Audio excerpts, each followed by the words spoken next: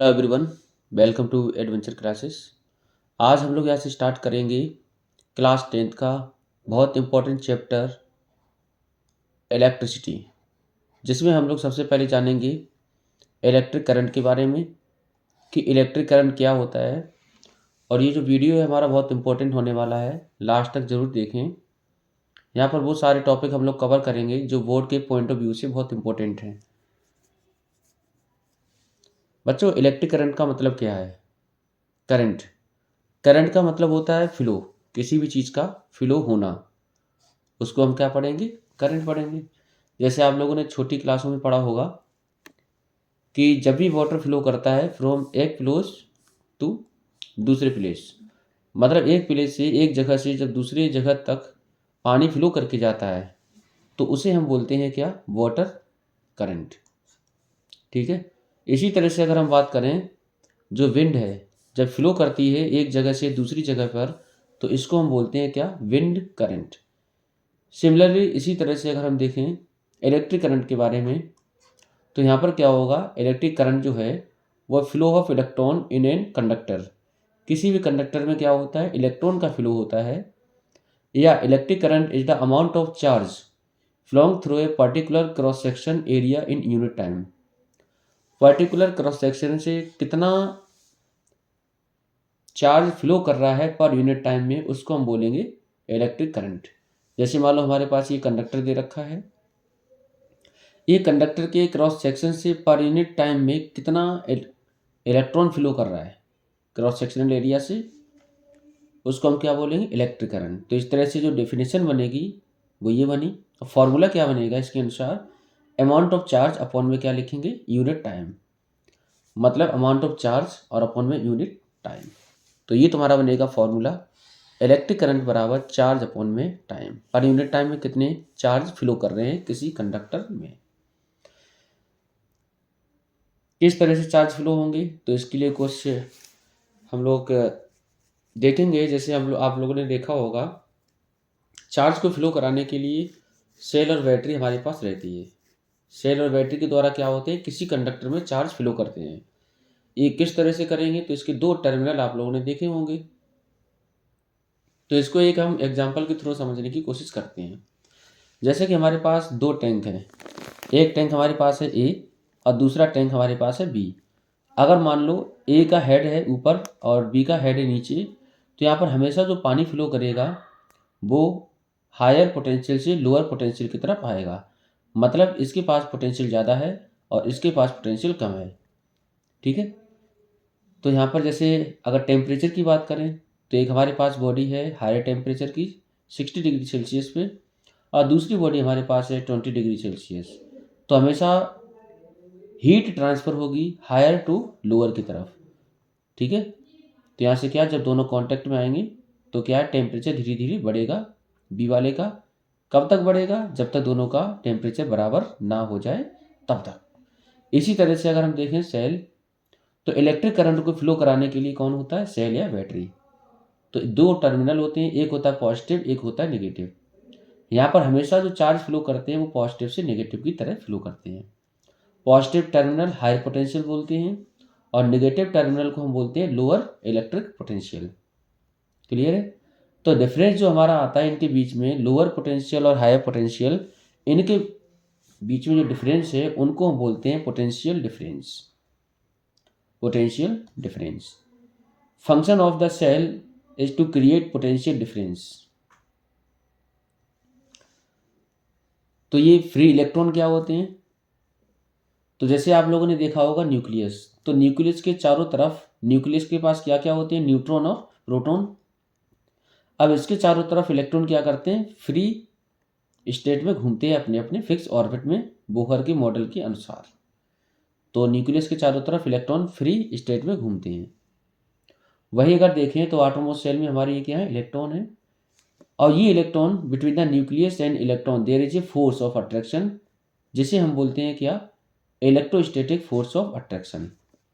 मतलब जो इलेक्ट्रॉन है और जो न्यूक्लियस है, इनके बीच में जो फोर्स लग रहा है उसको हम बोलते हैं क्या? Electrostatic force of attraction. क्योंकि इलेक्ट्रॉन के पास क्या होता है? पॉजिटिव चार्ज, नहीं सॉरी, नेगेटिव चार्ज होता है, और जो न्यूक्लियस है उसके पास होता है पॉजिटिव चार्ज। अब इन दोनों के बीच में फोर्स काम करेगा, तो फोर्स की वजह से क्या है, ये अपना गोल गोल घूमने की कोशिश करेगा, सेंट्रीपिटल फोर्स की वजह से भी। Non metal is the number of electron in outermost orbit more. अगर मान लो नॉन मेटल है तो आटोमोट सेल में क्या होंगे, इलेक्ट्रॉन ज़्यादा होंगे, जिसको हम बोलते हैं 5 6 7। इलेक्ट्रॉन आर स्ट्रांगली बाउंड कहाँ होते हैं, नॉन मेटल में। वही मेटल की बात करें तो मेटल में आटोमोट सेल में इलेक्ट्रॉन होते कम, 1 2 3। तो ये क्या होते हैं, लाइटली क्या होते हैं, बाउंड होते हैं। ठीक है। Depending on the number of free electron substance are classified into conductor.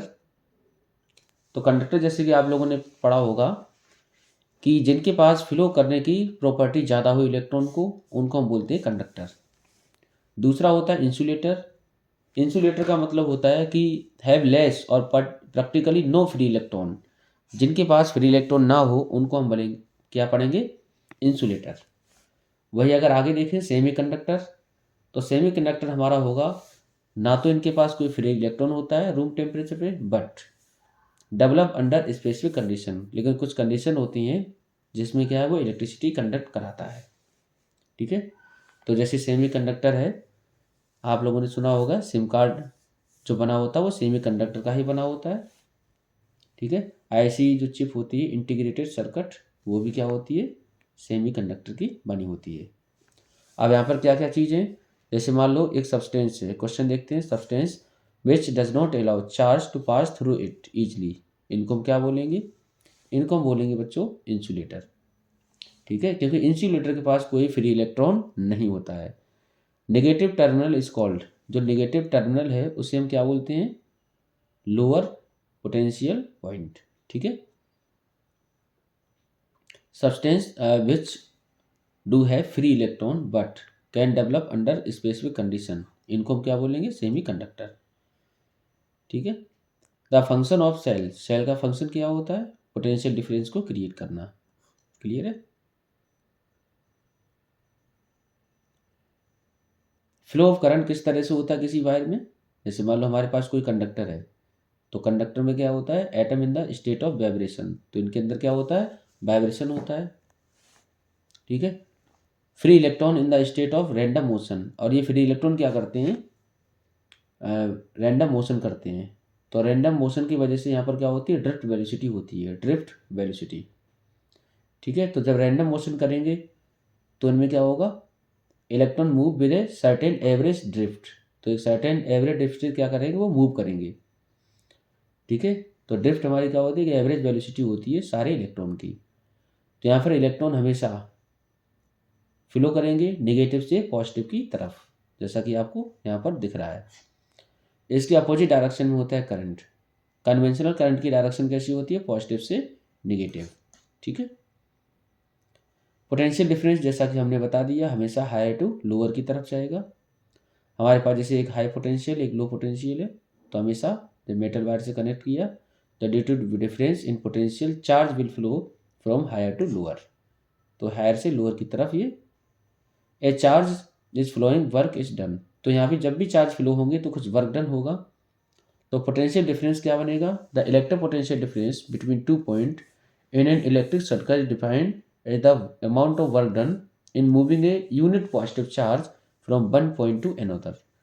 मतलब एक पॉइंट से दूसरे पॉइंट पर जो चार्ज जा रहा है उसके द्वारा कुछ वर्क किया जाएगा, और जो वर्क करने पर जो हमारा बनेगा उसको हम बोलेंगे पोटेंशियल डिफरेंस। जैसे मान लो ये पॉइंट ए है, तो ए के पास ज़्यादा पोटेंशियल है, बी के पास कम है, तो हम क्या बोलेंगे, डब्ल्यू एक्सटर्नल और अपॉन में चार्ज। ठीक है। तो ये फॉर्मूला बनेगा पोटेंशियल डिफरेंस का। जैसे how does lightning occur, lightning किस तरह से होती है, तो यहाँ पर क्या होता है, स्टैटिक चार्ज होते हैं बहुत सारे ऊपर। ठीक है। Cloud are at high potential, और ये कहाँ रहते हैं, हाई पोटेंशियल पे रहती है। और earth is at zero potential, और अर्थ कहाँ रहती है, जीरो पोटेंशियल पे रहती है। तो हमें मालूम हमेशा जो चार्ज होते हैं वो हायर पोटेंशियल से लोअर पोटेंशियल की तरफ जाएंगे। तो यहाँ से क्या होगा, चार्ज यहाँ पर गिरेंगे, charge travel from higher to lower potential. इसी वजह से क्या होती है, आपने देखा होगा कि जो लाइटनिंग होती है वो आप देख सकते हैं। ठीक है। यहाँ पर कुछ क्वेश्चन है, जैसे मान लो electron flow from negative terminal to positive terminal of called what. यहाँ पर जो नेगेटिव टर्मिनल से पॉजिटिव टर्मिनल की तरफ जो हमारे इलेक्ट्रॉन फ्लो करते हैं उससे हम बोलते हैं conventional current. The function of the cell is to create, ये हम बता चुके हैं, पोटेंशियल डिफरेंस को क्रिएट करता है। ठीक है, potential difference of earth is zero potential, अभी हम लोगों ने पढ़ा। बात करते हैं फिजिकल क्वांटिटीज के बारे में। फिजिकल क्वांटिटीज, तो जैसे मान लो anything that can be measured is, कोई भी ऐसी क्वांटिटी जिसको हम मेजर कर सके उसे हम बोलेंगे फिजिकल क्वांटिटी। ठीक है, तो डिस्टेंस फिजिकल क्वांटिटी है, मेजर कर सकते हैं। टाइम फिजिकल क्वांटिटी है। ठीक है, बट लव जो है, जैसे मान लो जो हमारी फिजिकल क्वांटिटी नहीं है, क्यों? क्योंकि इसको हम मेजर नहीं कर सकते हैं। तो इसमें क्या होती है, कुछ हम यूनिट के बारे में बात करेंगे। तो यूनिट आप लोगों ने पढ़ रखा होगा, एम के सिस्टम होती है, कुछ सी जी ए सिस्टम होती है। एम के एस का मतलब होता है मीटर किलोग्राम सेकंड, इसी तरह सी जी एस का मतलब होता है सेंटीमीटर ग्राम सेकंड। ठीक है, तो ऐसा ही सिस्टम इसको बोलते हैं, सिस्टम इंटरनेशनल यूनिट। ये सब छोड़ के आगे बढ़ते हैं। तो जैसे कूलम है, तो कूलम जो है, जैसे हम लोगों ने चार्ज पढ़ा, चार्ज, तो कूलम की ऐसा यूनिट क्या होती है? हाँ, कूलम जो है वो क्या होती है? ऐसा यूनिट होती है इलेक्ट्रिक चार्ज की। तो ये सर कूलम है, electric charge is measured by coulomb. दो लाइक पॉइंट चार्ज, अगर लाइक पॉइंट चार्ज है हमारे पास, तो एक दूसरे को क्या करते हैं? ये रिपल करते हैं, इक्वल मैग्नीट्यूड में है। ठीक है, हमने क्या करा? दोनों को वैक्यूम में रखा, distance of 1 metre from each other, और एक दूसरे को 1 मीटर की दूरी पर रखा। रिपल ईच अदर, ये क्या करेंगे? एक दूसरे को रिपल करेंगे, और यहाँ पर 9 × 10⁹ न्यूटन का फोर्स लगाएंगे। Each charge is called 1 coulomb. ठीक है, हर एक चार्ज को हमने 1 कूलम दिया। और जो the charge of an electron हमारे पास कितना होता है? 1.6 × 10⁻⁻19 coulomb. Magnitude of a charge on a particle is given by formula Q बराबर NE, हम लोग पढ़ते हैं। तो यहाँ से n बराबर निकालें तो बनेगा Q/E। तो n बराबर हो जाएगा Q, अगर 1 कूलम का चार्ज हम दे रहे हैं तो 1.6 × 10⁻⁻19। तो यहाँ से नंबर ऑफ इलेक्ट्रॉन आएंगे 0.625 × 10⁻19, मतलब 6.25 × 10⁻18 इलेक्ट्रॉन। तो अगर किसी बॉडी पर मान के चलो हम 1 कूलम का चार्ज दें, तो नंबर ऑफ इलेक्ट्रॉन कितने होंगे? 6.25 × 10⁻18। ठीक है, अब ये चीज़ किस तरह से आई है? तो यहाँ पे इलेक्ट्रोस्टैटिक फोर्स का फॉर्मूला होता है F बराबर K Q1 Q2/R²। तो यहाँ से R की वैल्यू हमने 1 रखी थी, इनकी वैल्यू भी 1 है। यहाँ से जो K होता है, K हमारी एक कांस्टेंट होता है जिसका वैल्यू होता है 1/4πε0, और यही वैल्यू किसके बराबर होती है? 9 × 10⁹9। ठीक है, न्यूटन मीटर स्क्वायर पर कूलम स्क्वायर। तो यहाँ से जब भी हम F बराबर रखेंगे तो K की वैल्यू हमारे पास है 9 × 10⁹9, Q1 की वैल्यू है 1 और Q2 की वैल्यू 1 है, और अपॉन में 1 करेंगे, इस तरह से वैल्यू हमारी कितनी आ जाएगी? 9 × 10⁹9 न्यूटन। वोल्ट है जो ऐसा यूनिट होती है किसकी? पोटेंशियल डिफरेंस की। ठीक है, तो वोल्ट ध्यान रखना पोटेंशियल डिफरेंस को मेजर करता है। तो एक हमारे साइंटिस्ट थे, ठीक है, उन्होंने इसका, इनका नाम था वोल्टा। ठीक है, पोटेंशियल डिफरेंस हम बता ही चुके हैं क्या होता है। चार्ज हमारे जब फ्लो करेंगे हायर टू लोअर, कुछ वर्क डन होगा, V बराबर W/Q। जूल पर कूलम, जूल पर कूलम को क्या बोलते हैं? वोल्ट। अगर 1 वोल्ट को आपको डिफाइन करना है तो किस तरह डिफाइन करोगे? तो 1 जूल का काम किया जाए 1 कूलम को मूव कराने में। तो 1 volt is the potential difference between 2 point in a current carrying conductor when 1 joule of work is done to move a charge of 1 coulomb from 1 point to another. एक point से दूसरे point पर हम charge को ले जाएं और 1 joule का काम करना पड़े, उसे हम क्या बोलेंगे? 1 वोल्ट। ठीक है, तो यहाँ से 1 जूल पर कूलम को बोलेंगे क्या? वोल्ट। मेगा वोल्ट, हाँ, मिली वोल्ट की अगर बात करें तो मिली वोल्ट के लिए हम क्या करेंगे? 10⁻³ से डिवाइड कर देंगे, तो यहाँ से हो जाएगा 10⁻³ वोल्ट। किलो वोल्ट की बात करें तो 10⁻³ वोल्ट, ये अदर यूनिट। इसी तरह मेगा में होगा 10⁶ वोल्ट। एम्पियर जो है वो एम्पियर होती है इलेक्ट्रिक करंट की एसआई यूनिट, ठीक है, जो इलेक्ट्रिक करंट को मेजर करता है। ये हमारे एक साइंटिस्ट थे जिनका नाम था सर एंड्रे मैरी एम्पियर। तो जो भी करंट फ्लो कर रहा है कन्वेंशनल करंट पॉजिटिव से नेगेटिव की तरफ, तो कितना फ्लो कर रहा है पर यूनिट टाइम में, उसको हम बोलते हैं इलेक्ट्रिक करंट। तो चार्ज अपॉन में टाइम मतलब coulomb per second, coulomb per second को ही बोलते हैं क्या, एम्पियर। 1 एम्पियर किस तरह डिफाइन होगा, तो 1 ampere is constituted by the flow of 1 coulomb of charge in 1 second. 1 coulomb का चार्ज फ्लो करे 1 सेकेंड में, उसे हम बोलेंगे 1 एम्पियर। 1 मिली एम्पियर की बात करें तो होगा 10⁻³ एम्पियर, ठीक है। अब मैच कराएंगे कुछ हमारे, जैसे मान लो इलेक्ट्रिक करंट है तो इलेक्ट्रिक करंट को मेजर करेंगे एम्पियर से, ठीक है। इलेक्ट्रिक चार्ज तो होगा कौन, कूलम। पोटेंशियल डिफरेंस वोल्ट, कौन होगा, वोल्ट, ठीक है। तो ये हो गए मैच। आगे बात करते हैं, कुछ न्यूमेरिकल हैं। Q बराबर IT के ऊपर, W बराबर VQ और Q बराबर NE के ऊपर। तो लिखा है जैसे current of 0.5 ampere is drawn by filament of an electric bulb for 10 minute. Find the amount of electric charge that flow through the circuit. हमें यहाँ पर करंट की वैल्यू दे रखी है, कितना है 0.5 एम्पियर। हमारे पास टाइम है कितना, 10 minute. Amount of work done आपको फाइंड करना है, इसको हमने सेकंड में कन्वर्ट कर लिया, 10 × 60 second. Amount of work done आपको फाइंड करना है, ठीक है। Q amount of electric charge find करना है। क्यू बराबर IT हम लोग फॉर्मूला पढ़ते हैं, तो क्यू बराबर IT, आई की वैल्यू हमारे पास है कितनी 0.5 एम्पियर, टी की वैल्यू हमारे पास है 600, तो यहाँ से बनेगा कितना 300 कूलम, ये आंसर हो गया, ठीक है। इसी तरह अगला question, how much work is done. W की वैल्यू आपको फाइंड करनी है, Q आपको दे रखा है 2 coulomb, from a point 8 118 volt. Potential difference आपके पास है कितना 180 volt to a point 8 128 volt. तो पोटेंशियल डिफरेंस यहाँ से आएगा कितना 10, ये हायर पोटेंशियल, ये लोअर पोटेंशियल। पोटेंशियल डिफरेंस कितना आया 10 वोल्ट। अब क्या फाइंड करना है, वर्क डन। फॉर्मूला हमारे पास होता है W बराबर V इंटू में Q, तो W बराबर होगा V इंटू Q। V की वैल्यू हमारे पास है 10 और Q की वैल्यू है 2, तो यहाँ से वर्क डन आएगा कितना 20 जूल, ठीक है। इसी तरह अगला question, calculate number of electron constituted 1 coulomb of charge, ठीक है, या फिर so that the 1 ampere is equivalent to the flow of 6.25 into 10⁻18 elementary charge. तो ये हम कर चुके हैं पहले ही। हमारे पास क्या दे रखा है कि चार्ज की वैल्यू हमारे पास है कितनी 1.6 इंटू 10⁻19। एक इलेक्ट्रॉन है, इलेक्ट्रॉन पे चार्ज होता है। Q बराबर हमारे पास दे रखा है 1 कूलम। अगर 1 कूलम का चार्ज फ्लो करे तो नंबर ऑफ इलेक्ट्रॉन कितने होंगे, N की वैल्यू आपको फाइंड करनी है। तो जैसा कि हम लोगों ने फॉर्मूला पढ़ा है Q बराबर NE, ये वाला फॉर्मूला हम लोग पढ़ चुके हैं। तो यहाँ से Q बराबर N की वैल्यू हमारे पास फाइंड करवानी है। तो Q की वैल्यू हमारे पास है 1 कूलम और E की वैल्यू हमारे पास है 1.6 इंटू 10⁻19। इसको जब सॉल्व करेंगे तो आंसर आएगा 6.25 इंटू 10⁻18।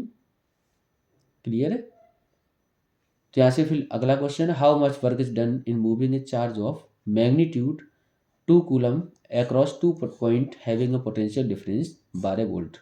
आपके पास चार्ज दे रखा है, चार्ज की वैल्यू है 2 कूलम, पोटेंशियल डिफरेंस आपको दे रखा है 12 वोल्ट। वर्क डन आपको फाइंड करना है, तो वर्क डन का फॉर्मूला होता है V इंटू क्यू। V की वैल्यू है 12 वोल्ट, तो 12 लिखेंगे। कूलम हमारे पास 2 दे रखा है। इस तरह वर्क डन कितना आएगा 24 जूल। अगले क्वेश्चन की बात करते हैं, how much energy is given to each coulomb of charge passing through 6 volt battery. कितना एनर्जी की रिक्वायरमेंट होगी to each coulomb of charge passing through 6 volt battery. तो यहाँ से आपको चार्ज दे रखा है 1 कूलम, ईच कूलम लिखा है, पोटेंशियल डिफरेंस है आपके पास 6 वोल्ट। आपको फाइंड करना है क्या, वर्क डन। तो वर्क डन का फॉर्मूला होता है W बराबर V इंटू क्यू। V की वैल्यू हमारे पास है कितनी 6 क्यू की वैल्यू हमारे पास है 1, यहाँ वैल्यू पुट करेंगे, आंसर आएगा 6 जूल। कितना होगा? 6 जूल। आगे बात करते हैं, हाउ मेनी इलेक्ट्रॉन्स, मतलब नंबर ऑफ इलेक्ट्रॉन आपको फाइंड करना है पर सेकेंड। अगर मान के चलो यहाँ पर करंट की वैल्यू कितनी हो, 5 एम्पियर। आपको दे रखा है करंट 5 एम्पियर, टाइम है 1 सेकेंड। आपको नंबर ऑफ इलेक्ट्रॉन फाइंड करने हैं। एक इलेक्ट्रॉन पे चार्ज मालूम होता है 1.6 into 10⁻⁻19 coulomb. Number of electron का फॉर्मूला क्या बनेगा? Q बराबर एन हम लोग पढ़ते हैं और Q बराबर आई टी पढ़ते हैं। यहाँ से जब दोनों के इक्विवेलेंट करेंगे तो यहाँ से हो जाएगा आई टी बराबर एन ई। आई टी बराबर एन ई मतलब Q बराबर आई टी है और Q बराबर एन ई है, दोनों बराबर हैं तो आई टी बराबर एन ई बनेगा। आपसे पूछा है एन, तो एन बराबर होगा आई टी अपॉन में ई। आई की वैल्यू हमारे पास है कितनी? 5 एम्पियर। टी की वैल्यू हमारे पास है 1 सेकेंड। ई की वैल्यू होती है 1.6 इंटू 10⁻⁻19। इस तरह एन बराबर आएगा 31.25 इंटू 10⁻18। तो नंबर ऑफ इलेक्ट्रॉन कितने होंगे? ठीक है, 31.25 इंटू 10⁻18। नेक्स्ट क्वेश्चन हमारे पास क्या है? An electric heater is connected to 230 volt main supply, a current of 8 ampere flow through a heater. मतलब करंट आपको दे रखा है, पोटेंशियल डिफरेंस आपको दे रखा है, how much charge flow around the circuit in each second. तो यहाँ से आपको पोटेंशियल डिफरेंस दे रखा है 230 वोल्ट, करंट आपको दे रखा है 8 एम्पियर, टाइम दे रखा है 1 सेकेंड। फाइंड क्या करना है? चार्ज और एनर्जी। तो फॉर्मूला हम लगाएंगे Q बराबर V इंटू में Q। पहले Q की वैल्यू हम निकालेंगे। Q बराबर होता है आई टी। आई हमारे पास दे रखा है 8 एम्पियर, टी हमारे पास है 1 सेकेंड। Q बराबर बनेगा 8 कूलम। बी वाले में क्या है? W की वैल्यू पूछी है, तो W बराबर होता है V इंटू क्यू। V हमारे पास दे रखा है 230, तो यहाँ लिखेंगे 230। Q की वैल्यू हमने निकाल ली कितनी? 8। तो इस तरह से हमारी कितनी निकली? 1840 जूल। ठीक है, तो ये बनेगा चार्ज 8 कूलम का, 1840 जूल, ये बनेगा वर्क डन। अब बात करते हैं ओम्स लॉ। ओम्स लॉ, तो ये एक हमारे साइंटिस्ट थे जिनका नाम था जॉर्ज साइमन ओम, उनके नाम पे ये लॉ रखा गया है। ये लॉ क्या बता रहा है? जैसे मान लो हमारे पास दो चीज़ें थी, एक था पोटेंशियल डिफरेंस V और एक हमारे पास था करंट I। तो इन्हीं के बीच में रिलेशन इन्होंने बताया, वो क्या है? Ohm's law gives relation between two electric quantities, और ये हमारी दो इलेक्ट्रिक क्वांटिटीज कौन कौन सी हैं? पोटेंशियल डिफरेंस और करंट। किस तरह बताया? जो भी हमारे पास सेल और बैटरी, इसके पास पोटेंशियल डिफरेंस होगा। जब भी इलेक्ट्रॉन इधर फ्लो करेंगे तो करंट हमारा क्या होगा? करंट की डायरेक्शन होगी पॉजिटिव से नेगेटिव, जिसे हम बोलते हैं कन्वेंशनल करंट, जिसकी वजह से क्या होगा? यहाँ पर बल्ब जो है वो ग्लो करेगा।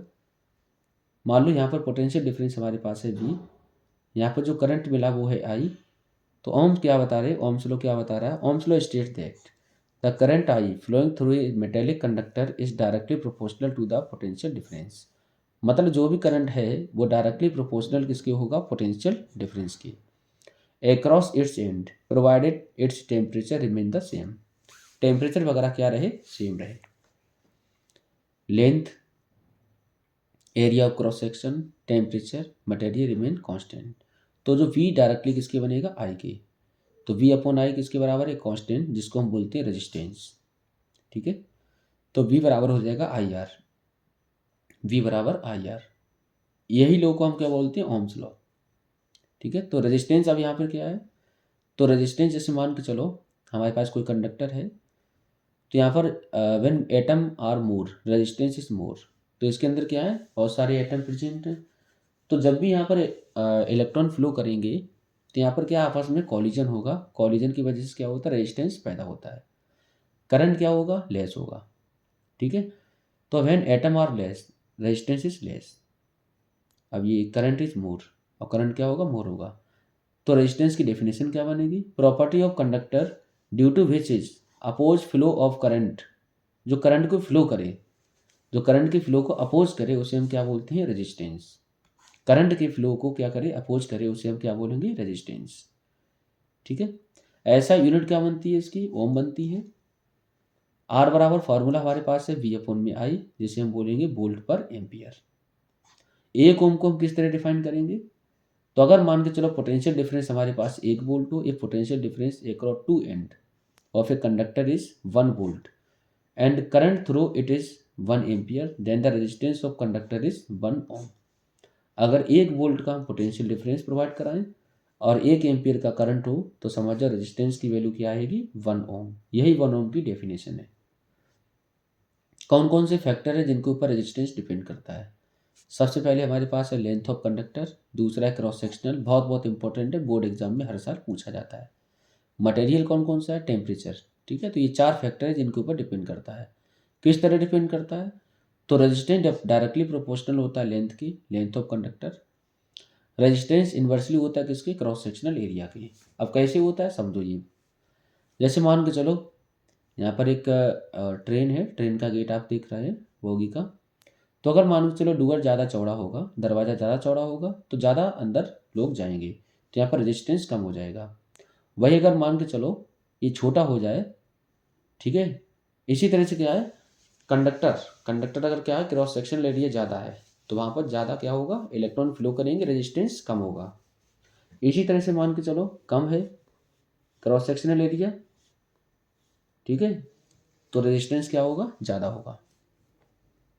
और किसके इन दोनों को मिला दें तो बनेगा R directly proportional to L upon A. जब डायरेक्टली प्रोपोर्शनल हटाएंगे तो एक कांस्टेंट मिलेगा जिसको हम बोलते हैं रो। रो क्या है? रो को हम बोलते हैं रेजिस्टिविटी। क्या बोलेंगे? रेजिस्टिविटी। तो आर बराबर रो एल अपॉन ए, रो बराबर हो जाएगा आर ए अपॉन एल। इसकी यूनिट क्या बनेगी? जैसे मान लो यहाँ पर आर है तो रेजिस्टेंस की यूनिट ओम, एम्पियर का क्या हो जाएगा? एरिया था मीटर स्क्वायर, लेंथ का मीटर, मीटर से मीटर खत्म तो हो जाएगा ओम मीटर। तो ऐसा यूनिट जो है रेजिस्टिविटी की वो बनती है ओम मीटर। ध्यान रखना, बहुत बहुत इंपॉर्टेंट है। Practical understanding of resistivity. तो प्रैक्टिकल एक्सपेरिमेंट देख लो क्या है। जैसे मान लो हमारे पास ये कोई इलेक्ट्रिक सर्किट दे रखा है, हमने अरेंज कर लिया है। ये बैटरी हमारे पास है, ये हमारे ए और बी है, इन दोनों के बीच में गैप है।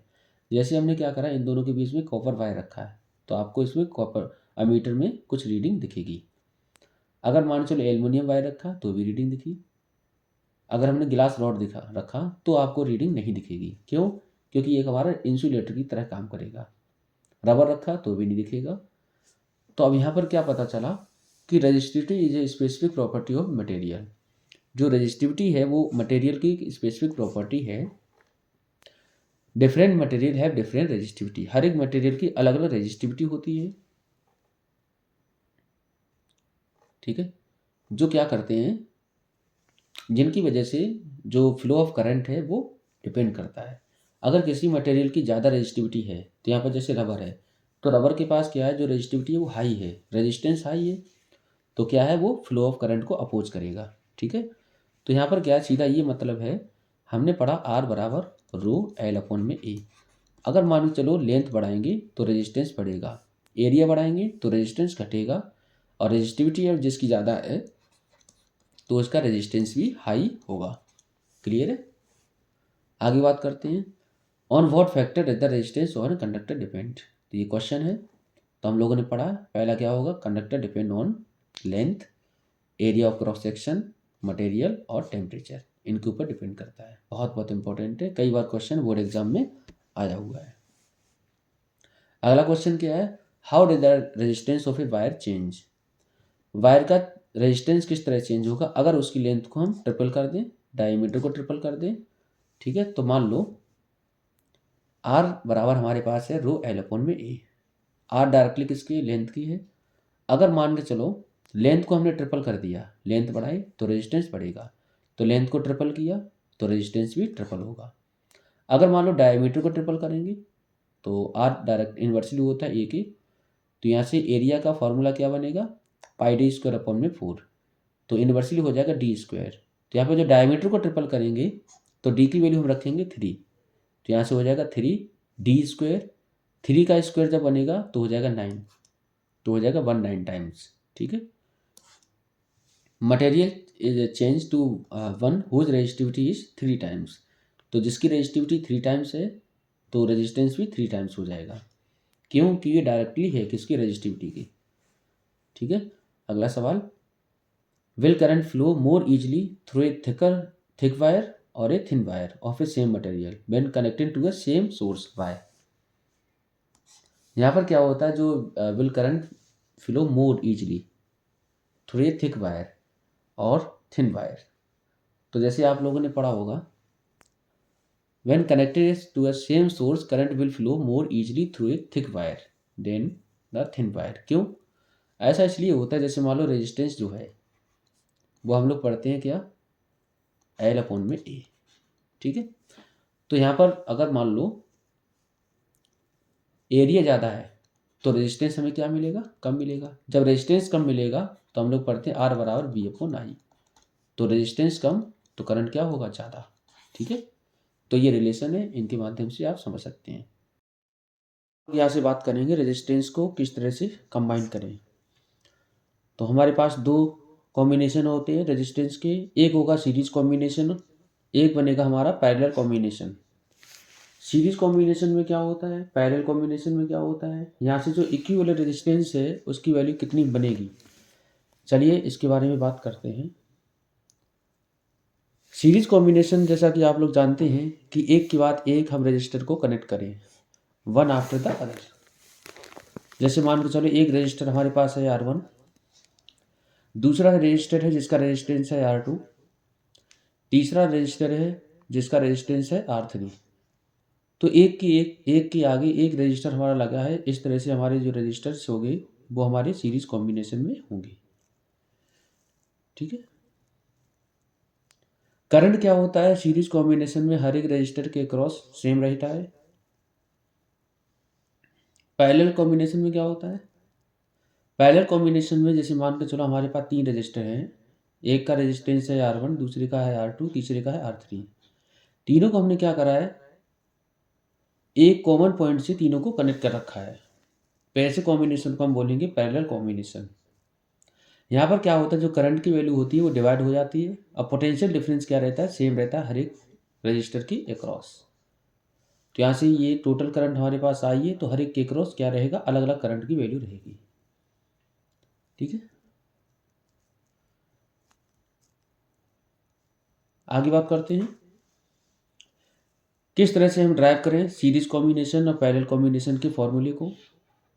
तो यहाँ से जो भी हमारा रेजिस्टेंस बनेगा इक्विवेलेंट रेजिस्टेंस सीरीज कॉम्बिनेशन में, वो बनेगा R1 plus R2 plus R3। जितने भी रजिस्टर आपको दे रखे होंगे एक के आगे एक लगे होंगे, सबका जो इंडिविजुअल रेजिस्टेंस है उसको हम क्या करेंगे, सीधा सीधा हम ऐड कर देंगे। चलिए प्रूफ देखते हैं इसका। मान लो हमारे पास तीन रजिस्टर हैं, तीनों रजिस्टर को एक हमने पोटेंशियल सोर्स से लगा रखा है जिसका पोटेंशियल डिफरेंस है E, ठीक है। कुछ भी मान लो, V मान लो, E मान लो। यहाँ पर जो करंट है, करंट हमें दे रखा है, करंट की डायरेक्शन क्या होगी, पॉजिटिव से नेगेटिव की तरफ होगी। हमेशा याद रखना वोल्ट मीटर को कहाँ लगाते हैं, रजिस्टर के पैरेलल लगाएंगे। तो यहाँ पर सीरीज कॉम्बिनेशन में क्या होता है, जो रेजिस्टेंस होता है वो हमारे एक के आगे एक रजिस्टर लगा होगा, लेकिन जो पोटेंशियल डिफरेंस होता है वो हर एक रजिस्टर के क्रॉस अलग अलग रहेगा। तो ये वाले रेजिस्टेंस के क्रॉस हमारा पोटेंशियल बना V1, इसके क्रॉस पोटेंशियल हमारे पास है V2, और इसके क्रॉस पोटेंशियल दे रखा है हमारे पास V3। तो हर एक के क्रॉस जो पोटेंशियल डिफरेंस है उसकी वैल्यू क्या है, अलग अलग है, लेकिन जो करंट है, करंट की वैल्यू क्या रहेगी, हर एक के क्रॉस सेम रहेगी। यहाँ पर टोटल पोटेंशियल हमारे पास बन जाएगा कितना, ये वाला V1 plus V2 plus V3। तो इक्वेशन हमारी कौन सी बन गई, 1। अगर हम ओम्स लॉ के अनुसार चलें तो यहाँ से हम लोग पढ़ेंगे V बराबर IR। मतलब अगर इसको हम रिड्यूस करें तो रिड्यूस करने के बाद एक रजिस्टर आपको मिलेगा जिसकी वैल्यू होगी RS के बराबर, और यहाँ से जो टोटल करंट होगा वो टोटल करंट हमारे पास क्या मिलेगा, I मिलेगा। अब इसका जो पोटेंशियल डिफरेंस है वो V है, तो यहाँ से E हटा के आप V मान के चलो, ठीक है। तो यहाँ पर जो सीरीज कॉम्बिनेशन में टोटल रेजिस्टेंस हमें मिला RS, टोटल पोटेंशियल हमारे पास है V, और टोटल करंट की वैल्यू हमारे पास है I। इस तरह से यहाँ पोटेंशियल डिफरेंस V जो है वो बनेगा I इंटू में RS। इसी तरह V1 निकाले तो I इंटू R1, इसके क्रॉस पोटेंशियल, V2 बनेगा I इंटू R2, V3 बनेगा I इंटू R3। तीनों को हम ऐड करेंगे, जब हम सब्स्टिट्यूट करेंगे तो हमारा क्या होगा, इक्वेशन 1 में तो आई वी की वैल्यू हमारे पास है आई इंटू में आर एस, तो आई आर एस बराबर I R one plus I R two plus I R three. I यहाँ से हम कॉमन लेंगे तो आई से आई खत्म हो जाएगा। इस तरह से यहाँ सीरीज कॉम्बिनेशन में जो रेजिस्टेंस मिलेगा वो मिलेगा आपको आर एस बराबर R one plus R two plus R three. R S जो है वो क्या होगा, इफेक्टिव रेजिस्टेंस होगा सीरीज में। ठीक है, तो अगर हमारे मान मान के चलो हमारे पास एन नंबर ऑफ रजिस्टर दे रखे हैं तो सबको इस तरह से हम जोड़ते रहेंगे, R one plus R two plus R three कहाँ तक, एन तक। इफेक्टिव रेजिस्टेंस जो है सीरीज कॉम्बिनेशन में the sum of individual resistances, मतलब जो भी आपका इक्विवेलेंट रेजिस्टेंस बनेगा या फिर इफेक्टिव रेजिस्टेंस बनेगा वो क्या होगा, इंडिविजुअल रेजिस्टेंस के सम के बराबर होगा। तो जैसे मान के चलो हमारे पास R one R two R three है, तो तीनों को हमने क्या करा, ऐड कर लिया। ठीक है, इनका क्या होगा, सम होगा। इसी तरह से draw this diagram and make required correction. तो यहाँ पर कौन कौन सी करेक्शन की रिक्वायर्ड है, तो जरा देखो। जैसा कि हमने बताया कि हमेशा रजिस्टर के अक्रॉस क्या लगाएंगे, पैरेलल में वोल्ट मीटर को लगाएंगे। लेकिन यहाँ पर क्या आपको दिख रहा होगा कि सीरीज कॉम्बिनेशन में आपको वोल्ट मीटर दिख रहा है, पैरेलल में क्या दिख रहा है, मीटर, जो कि गलत है। ठीक है, तो यहाँ से हम मीटर करेंगे और यहाँ पर क्या करेंगे, आप वोल्ट मीटर करेंगे। तो ये चीज़ यहाँ पर गलत थी। Rather derivation of resistance in series. ठीक है, तो यहाँ पर आपने एकदम कर लिया, ये हम अभी करे थे जस्ट। बात करते हैं किनका, पैरेलल कॉम्बिनेशन। तो पैरेलल कॉम्बिनेशन में क्या होता है, जो भी हमारे पास रेजिस्टेंस होता है, ठीक है, वो उनका जो रेसिप्रोकल होगा, इंडिविजुअल रेजिस्टेंस का रेसिप्रोकल, वो हमारा नेट जो हमारा बनेगा उनके रेसिप्रोकल के बराबर होगा। ठीक है, तो किस तरह से देखेंगे, जैसे मान लो हमारे पास तीन रजिस्टर हैं।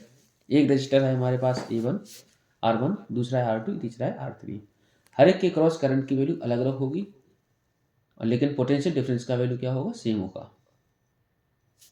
हमने क्या किया, ये इसके क्रॉस हमारे पास करंट है I1, इसके क्रॉस करंट हमारे पास है I2, इसके क्रॉस करंट है हमारे पास I3। अगर यही डायग्राम को हम रिड्यूस करें तो रिड्यूस करने के बाद आपको इक्विवेलेंट मिलेगा जिसकी वैल्यू होगी आर पी के इक्वल। तो यहाँ से जब आर पी के इक्वल है तो यहाँ से हमारे पास पोटेंशियल डिफरेंस कितना है, V, कितना मान के चलेंगे, V, इसको हटा दो E, और टोटल करंट हमारे पास है कितना बच्चों, I। ठीक है, तो ये हमारे पास क्या है, इक्विवेलेंट रेजिस्टेंस है पैरेलल कॉम्बिनेशन में आरपी। तो वोल्ट मीटर मेजर करता है पोटेंशियल डिफरेंस को, जिसे हमेशा कहाँ लगाएंगे, पैरेलल में लगाएंगे। ठीक है, मटेरियल हैविंग इनफाइनाइट रेजिस्टेंस, जिसके बाद रेजिस्टेंस क्या होता है, इनफाइनाइट। टोटल करंट की बात करें तो टोटल करंट यहाँ से जो निकल रहा है वो किसकी कितनी वैल्यू है, आई है। जैसे ही यहाँ पर पहुँचा करंट तो ये तीन पार्ट में डिवाइड हो गया, I1 plus I2 plus I3। तो करंट की वैल्यू कितनी होगी, I1 plus I2 plus I3। Ohm's law के अकॉर्डिंग अगर देखें तो यहाँ से हम लोग पढ़ते हैं V बराबर I इंटू आर। इसी तरह से जो करंट होगा I बराबर हो जाएगा V upon R P. R क्या होगा, आर पी जो होगा वो इक्विवेलेंट रेजिस्टेंस होगा पैरेलल कॉम्बिनेशन में। I1 की बात करें तो I1 बनेगा V अपॉन R1, I2 बनेगा V अपॉन R2, इसी तरह I3 बनेगा V अपॉन R3। इन सारी वैल्यू को हम रखेंगे इक्वेशन 1 में, तो आपको क्या मिलेगा, V अपॉन आर पी बराबर V upon R1 plus V upon R2 plus V upon R3। इन तीनों में V हम कॉमन लेंगे, V से V खत्म हो जाएगा, तो 1 अपॉन आर पी बराबर 1 upon R1 plus 1 upon R2 plus 1 upon R3। तो ये इक्वेशन आपको मिल गई। यही होता है पैरेलल कॉम्बिनेशन में इक्विवेलेंट रेजिस्टेंस को निकालने के लिए, या फिर इफेक्टिव रेजिस्टेंस की वैल्यू क्या होगी। अगर मान के चलो हमारे पास n नंबर ऑफ रजिस्टर दे रखे हैं तो क्या करेंगे, 1 अपॉन आर पी बराबर 1 upon R1 plus 1 upon R2 plus 1 upon R3। इसी तरह से हम चलते रहेंगे कहाँ तक, n तक। ठीक है, तो ये हमारे पास क्या है, इक्विवेलेंट रेजिस्टेंस की वैल्यू आई। आगे बात करते हैं, तो ये हम लोग देख चुके हैं, सीख चुके हैं, फॉर्मूला आराम से ड्राइव कर लेंगे। ठीक है, how are the appliance connected at home, series और पैरेलल। तो घरों में जो भी हमारे पास एप्लायंस होते हैं वो किस कॉम्बिनेशन में कनेक्ट होते हैं। ठीक है, सीरीज कॉम्बिनेशन या पैरेलल कॉम्बिनेशन। तो चलिए बात करते हैं, what will happen if appliance या resistors are connected in series. अगर मान के चलो सीरीज में हमने क्या करा, सारे एप्लायंस को कनेक्ट कर दिया, तो क्या होगा, मेन सप्लाई हमारे पास ये है, तो यहाँ पर जो करंट की वैल्यू होगी वो क्या होगी, same current flow through fridge, TV and iron, सबके थ्रू क्या होगा, सेम करंट की वैल्यू जाएगी। जब सेम करंट की वैल्यू होगी, so if one appliance switch off, अगर एक अप्लायंस को हमने स्विच ऑफ कर दिया तो सारे क्या हो जाएंगे, सारे के सारे ऑफ हो जाएंगे। Hence at home appliance are connected in series, तो यहाँ पर जो अप्लायंस होते हैं वो कनेक्ट नहीं होते हैं सीरीज में। क्यों? क्योंकि अगर आपने फ्रिज को बंद किया तो सारे के सारे बंद हो जाएंगे। अच्छा, फिर what will happen if appliance register are connected in parallel, अगर हमने पैरेलल में कनेक्ट किया तो क्या होगा, अगर मान लो हमने यहाँ पर जो करंट होगा वो अलग अलग होगा तीनों के अक्रॉस, अगर एक को आपने बंद किया तो सारे के सारे बंद नहीं होंगे। ठीक है, तो यहाँ पर दूसरी बात ये है कि how is meter at our home connected, हमारा जो मीटर होता है किलोवाट आवर मीटर, वो किस तरह से कनेक्ट होता है, सीरीज, पैरेलल और मिक्स। तो कहें current that flow in our house has a flow from meter, how are appliance connected in drawing room, तो यहाँ पर आपको मालूम है कि पैरेलल पैरेलल में होगा। ठीक है, if one switch is only one appliance will work. ठीक है, तो यहाँ पे अलग अलग इंडिविजुअल हम लगाते हैं अप्लायंस को। कुछ हम देखते हैं कि कनेक्टेड पैरेलल कॉम्बिनेशन में और सीरीज कॉम्बिनेशन में क्या फ़र्क है। तो आप लोगों ने देखा होगा कि अभी हम लोगों ने देखा कि सीरीज कॉम्बिनेशन में जो रेजिस्टेंस हम निकालें तो सीधे सीधा हम ऐड कर रहे थे, लेकिन वही पैरेलल कॉम्बिनेशन में रेसिप्रोकल कर रहे थे। तो सीधी सी बात है कि पैरेलल कॉम्बिनेशन में जो रेजिस्टेंस की वैल्यू होगी वो क्या होगी, कम होगी, और वही सीरीज कॉम्बिनेशन में रेजिस्टेंस की वैल्यू हाई होगी। इसलिए क्या होता है, घरों में ज़्यादातर हम पैरेलल कॉम्बिनेशन का ही प्रयोग करते हैं, जिससे क्या रेजिस्टेंस की वैल्यू कम मिले। What are the advantages of connecting electrical device in parallel with a battery instead of connecting them in series? तो पैरेलल में क्यों कनेक्ट करते हैं, सीरीज के कनेक्ट नहीं क्यों नहीं करते हैं? आंसर क्या होगा, when a number of electric devices are connected in parallel, each device gets the same potential as the supplied voltage. Due to this, other devices are not affected if one device fail in series connection.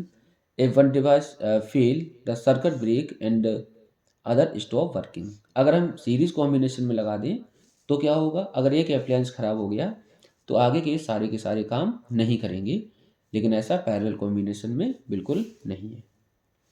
दूसरा point ये होगा, the parallel circuit divided the current, और यहाँ पर क्या है, current की value divide हो जाती है थ्रू द इलेक्ट्रिक डिवाइसेस, दस each device get proper current depending on its resistance, और अपने रेजिस्टेंस के अकॉर्डिंग करंट ये लेता है। Whereas in series circuit, same current flow through all the devices irrespective of their resistance. लेकिन series combination में क्या होता है, करंट की वैल्यू हर एक के क्रॉस सेम होती है। तीसरा क्या होगा, the total circuit resistance can be reduce by connecting the device in parallel, और यहाँ पर जो टोटल रेजिस्टेंस जो उसकी हमने अभी बताया वो क्या मिलता है, पैरेलल कॉम्बिनेशन में कम मिलता है, सीरीज कॉम्बिनेशन में वैल्यू ज़्यादा मिलती है। फॉर्मूले के अनुसार आप देख सकते हैं, फॉर्मूला हमारे पास था आर एस बराबर R1 प्लस R2 और प्लस R3, लेकिन वही पैरेलल कॉम्बिनेशन में क्या था हमारे पास, 1/R1 RP बराबर 1/R1 प्लस 1/R2 और प्लस 1/R3। मतलब वहाँ पर हम क्या कर रहे थे, रेसिप्रोकल कर रहे हैं पैरेलल कॉम्बिनेशन में, तो यहाँ पर जो है रेजिस्टेंस की वैल्यू कम मिलेगी आपको, सीरीज में ज़्यादा मिलेगी। अब हम लोग यहाँ से देखेंगे कौन कौन से किस तरह से क्वेश्चन सीरीज और पैरेलल कॉम्बिनेशन से बनते हैं। तो चलिए देखते हैं, कुछ न्यूमेरिकल देखते हैं। जैसे मान के चलो हमारे पास दे रखा है battery of 9 volt is connected in series, series में कनेक्ट है। रजिस्टर हमारे पास है 0.2 ohm, 0.3 ohm, 0.4 ohm, 0.5 ohm and 12 ohm respectively. How much current would flow through the 12 ohm register. हमारे सारे के सारे रेजिस्टेंस कहाँ हैं, सीरीज में है, तो सीरीज में क्या करेंगे, सीधा सीधा हम ऐड कर देंगे। ठीक है, तो ऐड करने पे हमें मिला कितना, 13.4 ओम। पोटेंशियल डिफरेंस हमारे पास दे रखा है 9 वोल्ट। करंट की वैल्यू आपको फाइंड करनी है, तो फार्मूला हम प्रयोग करेंगे V बराबर I इंटू आर। आई बराबर क्या मिलेगा, V/R। V की वैल्यू हमारे पास है 9, R की वैल्यू हमारे पास है 13.4, इस तरह से करंट हमें मिलेगा 0.67। करंट थ्रू 12 ओम रजिस्टर कितना होगा, 0.67। क्यों, क्योंकि सीरीज कॉम्बिनेशन में जो करंट की वैल्यू होती है वो हर एक रजिस्टर के क्रॉस सेम होती है। अगला क्वेश्चन क्या कह रहा है, just the equivalent resistance when the following are connected in parallel. अगर मान के चलो इनको हम पैरेलल में कनेक्ट करें तो क्या वैल्यू मिलेगी। हमारे पास 1 ओम है और 10⁶ ओम, तो यहाँ से 1/r इक्विवेलेंट बराबर 1/1 प्लस 1/10⁶ बराबर हो जाएगा 10⁶। हम एलसीएम लेंगे तो 10⁶ प्लस 1 आंसर बनेगा 10⁶ अपॉन में 10⁶ प्लस 1, तो अप्रोक्स आ जाएगा 10⁶, मतलब 1 ओम लगभग, बट लेस देन 1 ओम। इसी तरह से 1 और 10⁻³ और 10⁶ इनको हम जब पैरेलल में लगाएंगे तो 1/r बराबर मिलेगा 1/1 प्लस 1/10⁻³ प्लस 1/10⁶। 10⁶ हम एलसीएम लेंगे तो आपको मिलेगा कितना, ठीक है। तो इस तरह हम सॉल्व करेंगे, लगभग मिलेगा 0.99 ओम। आगे हमारे पास एक सवाल दे रखा है, इलेक्ट्रिक लैंप है जिसका रेजिस्टेंस है कितना, 100 ohm. Toaster of resistance 50 ohm, toaster हमारे पास है जिसका रेजिस्टेंस है 50 ohm. And a water filter of resistance 500 ohm are connected in parallel to a 220 volt source. तो हमारे पास इतने रेजिस्टेंस दे रखे हैं। R1 हमारे पास है 100 ओम, R2 हमारे पास है 50 ओम, R3 हमारे पास है 500 ओम। पोटेंशियल डिफरेंस हमारे पास दे रखा है 220 वोल्ट। अब ये कह रहा है कि यहाँ पर कितना रेजिस्टेंस होगा connected the same source current appliance. तो हमें मालूम है कि सारे के सारे अप्लायंस हम कहाँ लगाते हैं, पैरेलल कॉम्बिनेशन में लगाते हैं। तो यहाँ से पहले रेजिस्टेंस की वैल्यू हम निकालेंगे। तो हमारे पास है I1/R बराबर 1/R1 plus 1/R2 plus 1/R3। V बराबर हम लोग पढ़ते हैं I/R। तो पहले हम R इक्विवेलेंट की वैल्यू फाइंड करेंगे। तो R1 R2 हमें मालूम है 500 एलसीएम हो जाएगा। इस तरह 16/500 R की वैल्यू हमें मिलेगी कितना, 500/16, ठीक है। बाद में क्या करेंगे, V बराबर IR, I बराबर बनेगा V/R। V की वैल्यू हमारे पास कितनी है, V की वैल्यू हमारे पास है 220 वोल्ट। तो 220 अपॉन में 500/16, तो 200 × 16/5 आंसर आएगा 7.04 एम्पियर। तो ये करंट की वैल्यू आ गई निकल के, ठीक है। अगर मान के चलो resistance current draw by electric iron connected to the same source of potential difference. अब इलेक्ट्रिक आयरन के थ्रू आपको पूछना है। तो हमारे पास रेजिस्टेंस दे रखा है, रेजिस्टेंस निकालना है, ठीक है। तो रेजिस्टेंस निकालने के लिए क्या करेंगे, 220 आपके पास पोटेंशियल डिफरेंस दे रखा है, वो सेम रहेगा पैरेलल कॉम्बिनेशन में। करंट की वैल्यू हमारे पास है 7.04। इस तरह क्या करें, रेजिस्टेंस हमारे पास आ जाएगा 31.25। अगला क्वेश्चन ये कह रहा है, how can 3 register of resistance 2 ohm 3 ohm and 6 ohm be connected to give a total resistance of 4 ohm and 1 ohm. हमारे पास रेजिस्टेंस दे रखे हैं R1 बराबर 2 ओम, R2 बराबर 3 ओम और R3 बराबर 6 ओम। इनको किस तरह से कनेक्ट करें जिससे आपको एक बारी 4 ओम मिले और एक बारी 1 ओम मिले। तो सबसे पहले हम कोशिश करते हैं कि यहाँ पर जो 4 ओम है वो लगभग मैक्सिमम वैल्यू है और 1 ओम क्या है, हमारी मिनिमम वैल्यू है। तो हमारी कोशिश ये रहेगी कि मिनिमम वैल्यू रेजिस्टेंस की कब मिलेगी, जब हम रेजिस्टेंस को कहाँ लगाएं, पैरेलल में लगाएं। और मैक्सिमम वैल्यू आपको तब मिलेगी जब रेजिस्टेंस को हम कहाँ लगाएं, सीरीज कॉम्बिनेशन में लगाने की कोशिश करें। तो जैसे मान लो क्या करना है, 2 ओम रजिस्टर को इस तरह लगाना है, बाकी के 6 ओम और 3 ओम को इनके पैरेलल लगा देना है और ये दोनों हमारे सीरीज में आ जाएंगे। जब इनको हम सॉल्व करेंगे तो यहाँ पर आप देख पा रहे होंगे कि R3 और R2 हमारे लगे हैं पैरेलल में। जब ये पैरेलल लगे तो बनेगा हमारा कितना, 1/3। R पैरेलल की वैल्यू आ जाएगी कितनी,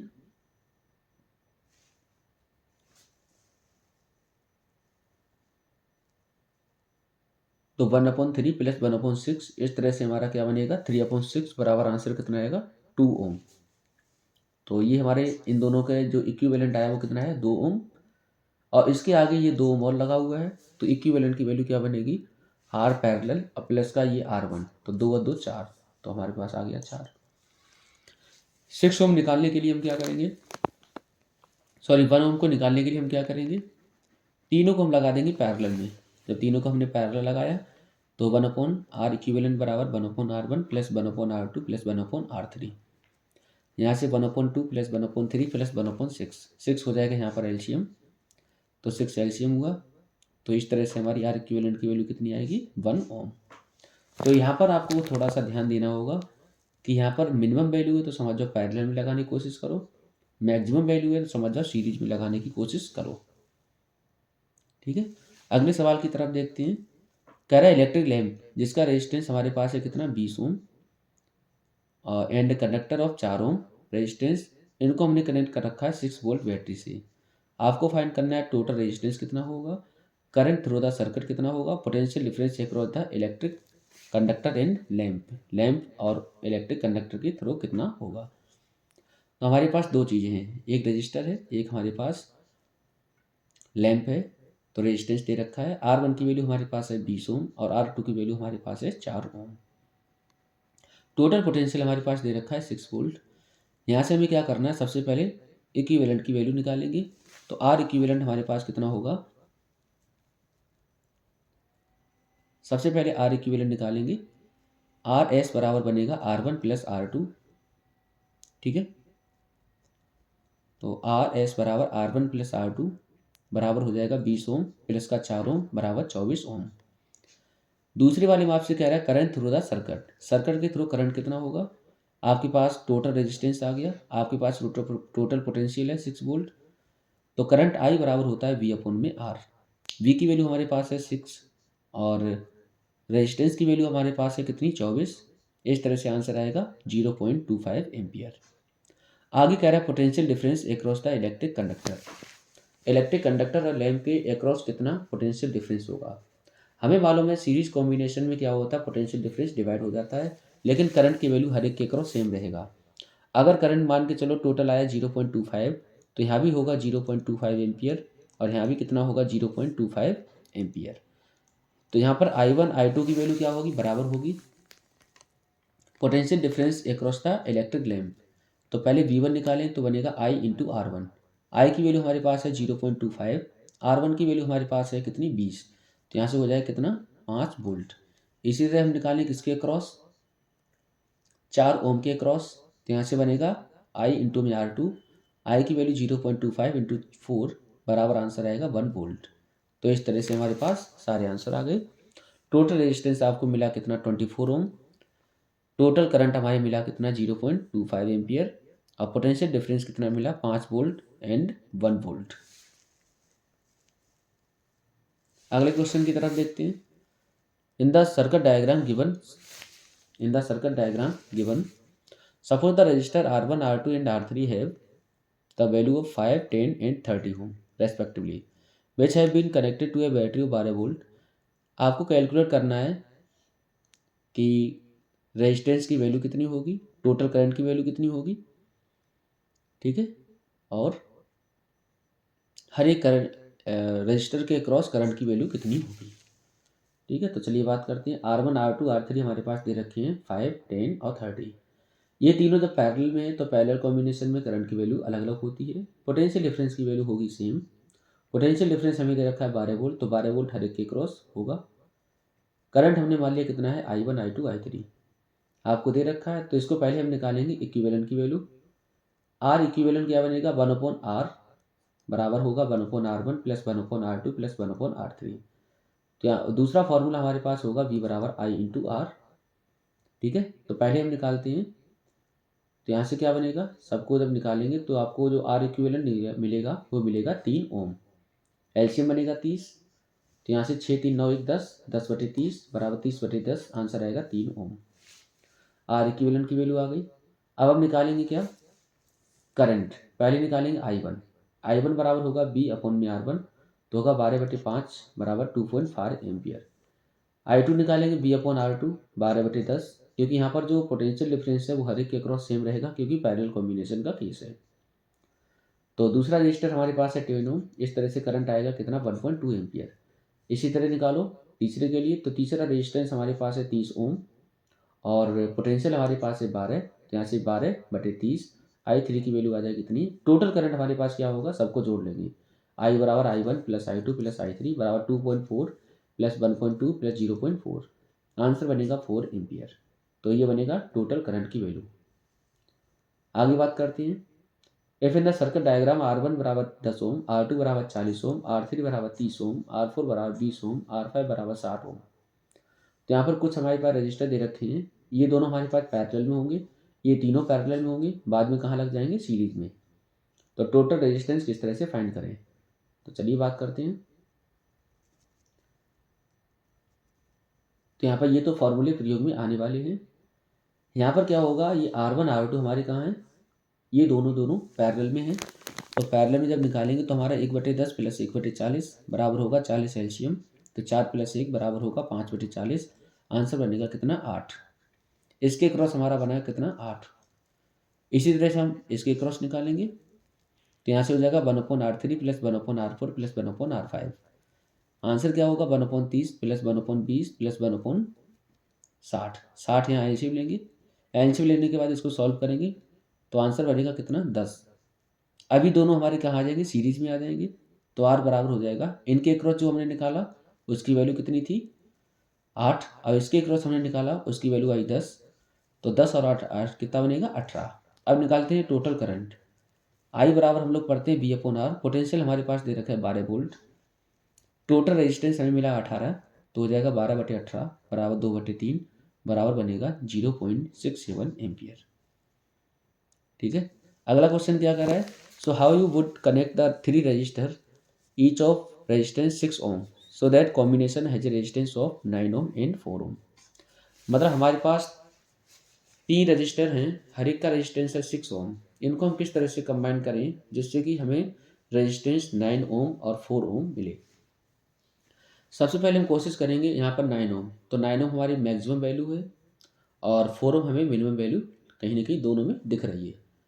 तो यहाँ से 4 ओम हमें लग रहा है कि कहीं की पैरेलल का ज़्यादा केस बनेगा, और 9 ओम में क्या मिलेगा, सीरीज का ज़्यादा केस मिलने की संभावना है। तो चलिए लगाते हैं।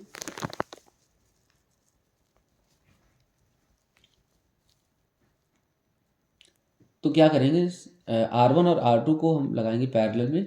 तो पैरेलल में लगाया तो हमें मिला कितना, 6/2। उसके बाद जो हमें मिला R पैरेलल में, और जो हमारा R3 है इनको हमने कहाँ लगा दिया, सीरीज में। इस तरह हमें क्या मिला, 9 ओम। मतलब कुछ नहीं करना है आपको, यहाँ पर पहले हम क्या करेंगे, ये वाला 6 ओम यहाँ पर लगाएंगे, उसके आगे एक 6 ओम ये, और उसके बाद ये एक 6 ओम। तो आपको इस तरह से कॉम्बिनेशन एक देखने को मिलेगा। ठीक है, तो ये 6 ओम, ये 6 ओम और ये 6 ओम, ये दोनों आपको दिख रहे हैं पैरेलल में। तो 6 और 6 कितना हो जाएगा, 3, और 3 और 6 कितना हो जाएगा, 9। तो इस तरह से आपको कंबाइन करना होगा। अगले वाले पार्ट में आपको क्या करना होगा, अगले वाले पार्ट में इस तरह से आपको देखना होगा, जैसे मान के चलो ये हमारे पास 6 ओम है और ये 6 ओम है, और बाद में क्या करना है, इसके पैरेलल में 6 ओम लगा देना है। तो ये 6 ओम, ये 6 ओम और ये 6 ओम। तो ये 6 और 6 कहाँ लगे हमारे, सीरीज में। तो सीरीज में बनेगा 12। उसके बाद ये 12 और 6 कहाँ हो जाएगा, पैरेलल में। तो 12 और 6 पैरेलल लगाएंगे, तो इस तरह से आप कंबाइन जब करेंगे तो आपको आंसर क्या मिलेगा, 4 ओम। क्लियर है। अब हम लोग देखेंगे कि हीटिंग इफेक्ट किस तरह से हमारा काम करता है। Effect of electric current. तो पहला इफेक्ट होगा कौन सा, हीटिंग। दूसरा होगा मैग्नेटिक, और तीसरा होता है केमिकल इफेक्ट। ठीक है, तो सबसे पहले हम लोग देखेंगे हीटिंग के बारे में, heating effect of electric current. तो जैसे मान के चलो हमारे पास टेलीविजन है, आयरन है, बल्ब है। ठीक है, तो जब भी कोई कंडक्टर में क्या होता है, जब भी इलेक्ट्रॉन वगैरह मूव करते हैं, atom in the state of vibration, फिर electron in the state of random motion. जब रैंडम मोशन करते हैं तो यहाँ पर क्या होता है, इसके अंदर ड्रैग फोर्स काम करता है, काइनेटिक एनर्जी होती है, लगातार एटम के बीच में कॉलिजन होता है। कॉलिजन की वजह से क्या होता है, काइनेटिक एनर्जी कम होती है, और ये काइनेटिक एनर्जी कहाँ चली जाती है, तो यहाँ पे लॉ ऑफ कंजर्वेशन के अनुसार ये वाली जो काइनेटिक एनर्जी है वो क्या चली गई, हीट एनर्जी में कन्वर्ट हो गई। ठीक है, तो एनर्जी को ना तो क्रिएट कर सकते हैं ना ही डिस्ट्रॉय कर सकते हैं, बट इनके फॉर्म को हम चेंज कर सकते हैं। तो एक फॉर्म से दूसरे फॉर्म में ये चेंज होती है। तो यहाँ पे जब भी यहाँ लगातार कॉलिजन होता है इलेक्ट्रॉन के बीच में, तो ये जो काइनेटिक एनर्जी है वो कन्वर्ट हो गई किसमें, हीट एनर्जी में। ठीक है, तो एक जिनका नाम था जूल, तो इसी के नाम पे रखा गया जूल्स लॉ। तो हीट जो प्रोड्यूस हो रही है रजिस्टर में इस डायरेक्टली प्रोपोर्शनल टू, किनके डायरेक्टली प्रोपोर्शनल होगा, square of the current, resistance of the conductor, time for which the current flow, कितने टाइम के लिए फ्लो कर रहा है। तो हमारे पास चार्ज है Q, तो यहाँ पर अकॉर्डिंग टू कूलम आई बराबर हम लोग पढ़ते हैं Q अपॉन में T, Q बराबर बनेगा Q बराबर I इंटू में T। ठीक है, ओम ने क्या बताया, V बराबर IR बताया। ठीक है, इसी तरह V बराबर W अपॉन Q भी होता है, W बराबर VQ। तो यहाँ से जो फॉर्मूला बनेगा वो क्या बनेगा, W बराबर आई स्क्वायर आर टी। चाहो तो सबको मिला सकते हैं आप, यहाँ पर directly proportional to I square, directly proportional to R और डायरेक्टली प्रोपोर्शनल टू टाइम। ठीक है, तो यही हमारा होता है Joule's law of heating, H बराबर I square R T. Which out of this is right answer for Joule's law, तो I square R T joule. ठीक है, इलेक्ट्रिक बल्ब, जैसे फिलामेंट मेड ऑफ टंगस्टन, क्यों, क्योंकि इसका रेजिस्टेंस हाई होता है, हाई मेल्टिंग पॉइंट होता है लगभग 3380 डिग्री सेल्सियस। तो chemically inactive nitrogen in organ, तो इसके अंदर गैस भरी होती है टू प्रिवेंट ऑक्सीडेशन, ऑक्सीडेशन से बचाने के लिए। तो यह है application of heating effect of electric current. ठीक है, जैसे इलेक्ट्रिक आयरन है, तो इलेक्ट्रिक आयरन के अंदर क्या होता है, coil of high resistance covered by insulated mica sheet. It is bad conductor of electricity and good conductor of heat. ठीक है, it prevent the current from entering into the metal and thus protecting the user from getting a electric shock. तो झटका लगने से वो बचाता है जो इंसुलेटेड मैका शीट लगी होती है। हैवी मेटल ब्लॉक होता है नीचे, when electric current pass through the coil it get heated, जब भी करंट पास करता है तो ये क्या हीट हो जाती है मेटल की प्लेट। सही है, इलेक्ट्रिक फ्यूज जैसे आप लोगों ने पढ़ा है। तो इलेक्ट्रिक फ्यूज क्या क्या करता है, protect circuit and appliance by stopping the flow of excess current, तो ज़्यादा करंट को पास कराने से रोकता है। ठीक है, तो ये पोर्शनल बॉडी होती है, wire of lead and tin, तो टिन और लेड का बना होता है जिसका मेल्टिंग पॉइंट क्या होता है, लो। ठीक है,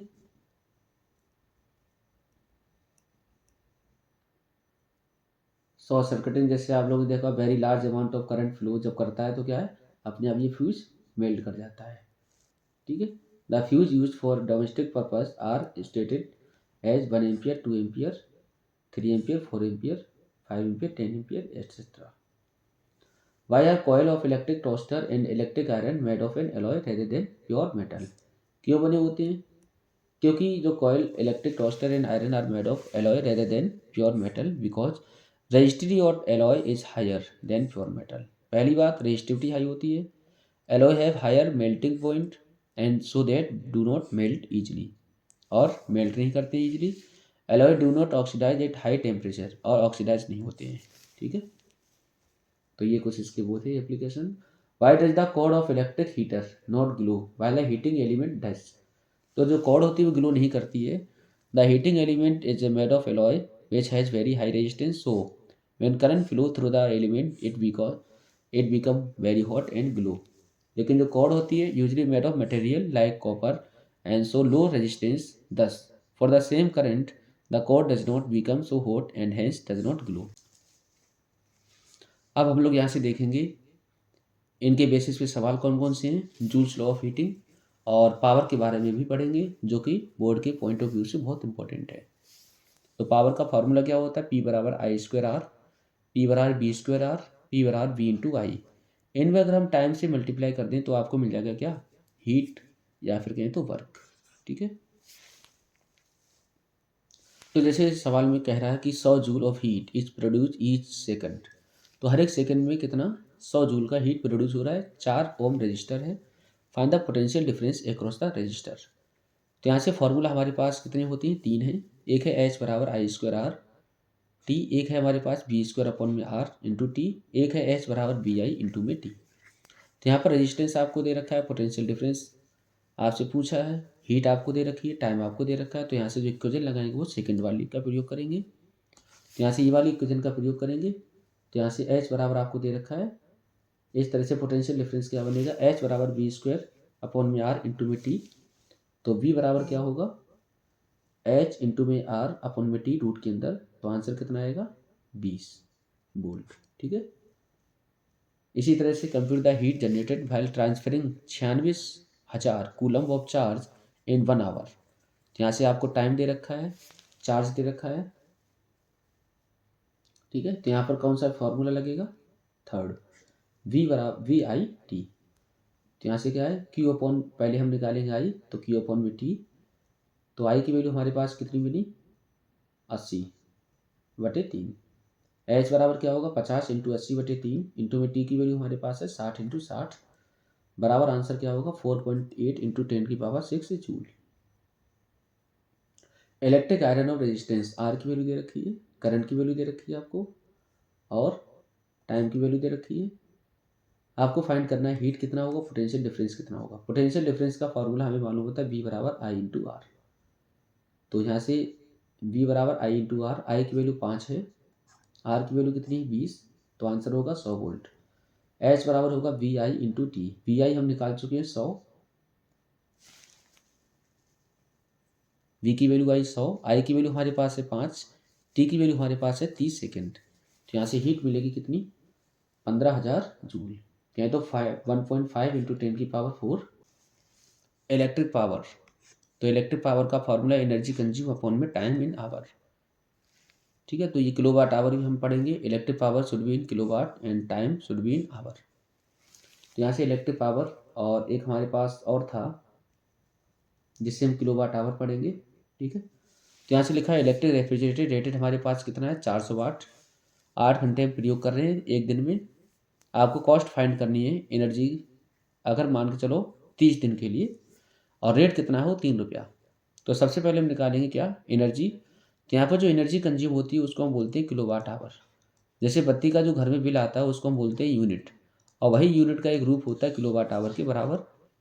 ठीक है, तो किलोवाट आवर को ही हम यूनिट बोलते हैं। तो पहले यूनिट निकाल लेंगे, उसमें हम रेट से मल्टीप्लाई करेंगे, तो यहाँ पर कॉस्ट निकल के आ जाएगी। तो एनर्जी कंज्यूम कितना होगा पावर इंटू में टाइम। तो पावर को किलोवाट बनाएंगे 0.4 इंटू में टाइम कितना दे रखा है, टाइम है 8 आवर,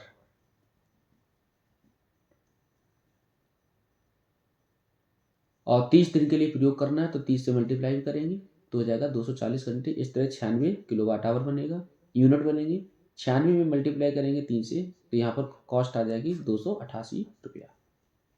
ठीक है, इसी तरह से यहाँ पावर दे रखी है आपको कितनी 1000, 1 किलोवाट हो जाएगा, टाइम हो जाएगा 2 घंटे, कॉस्ट निकाल ली है 30 दिन के लिए, तो पावर इंटू में टाइम, किलोवाट इंटू में आवर, तो यहाँ से 6 रुपया बनेगा एक दिन में। ये 30 दिन का हो जाएगा कितना 180, कॉस्ट क्या बनेगी 180। ठीक है, तो इस तरह से ये सवाल बहुत सरल है, इनको आप कर सकते हो। 9th क्लास में आप लोगों ने पढ़ रखा होगा वर्क एनर्जी पावर में।